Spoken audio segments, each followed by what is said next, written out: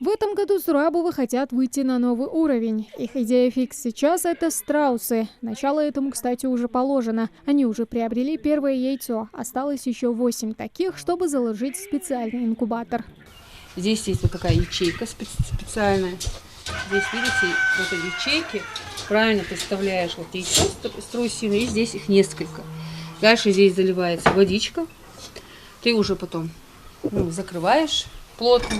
Открывать уже во время, когда работа идет с инкубатором, категорически запрещается, только если ты будешь опрыскивать.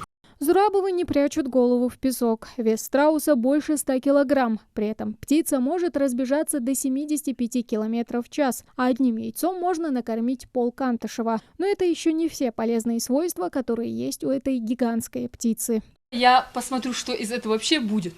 Для начала, иншаллах, я лучше сначала посмотрю, что из этого будем, а потом уже дальше. Я думаю, что мы через 2 месяца с вами снова встретимся и все-таки узнаем, что же с ними вообще произошло. И перья ты можешь сдать, и мясо в ресторан отправляешь. То есть яйца, вы сами понимаете, можно использовать, особенно вот заводы, где производят экологические шампуни, крема. Цесарки китайские шелковые. В птичьем доме Самиры куры всех видов, мастей и окраса. Но главные, притом самые многочисленные обитатели ее фермы – перепелки. Именно с них и началось хозяйство, когда 4 года назад из-за болезни сына она узнала о полезных свойствах перепелиных яиц и мяса. У меня мальчик аутист, он дружит у нас только с животными. То есть полезности яиц, то есть само его общение, чтобы ребенок как бы подстроился под наш мир. Так и все пошло. На самом деле, вот это самый настоящий кальций, вот у кого нехватка кальция, там есть даже вот проблемы с памятью, зрением.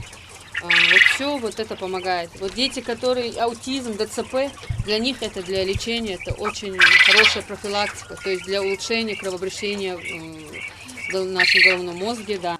За годы полезное хобби превратилось в бизнес. Мясо и яйца птицы у Зурабовых заказывают как кафе и рестораны, так и просто на семейный ужин. Особым спросом пользуются именно перепела на мангале, а также перепелиные яйца. Кстати, чтобы перепелки лучше неслись, их сажают максимально плотно. В каждой ячейке 50 штук. Наши перепелки несутся в день 2 раза. Вот. Бывает 80, 100 яиц. Вот так я их специально, вот такие лоточки для перепелиных яиц собираю.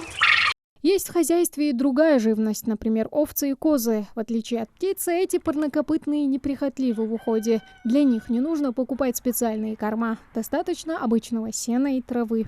У нас в данный момент есть обычные наши домашние куры. Есть вот сейчас мы недавно завели шелковые курицы и цицарки.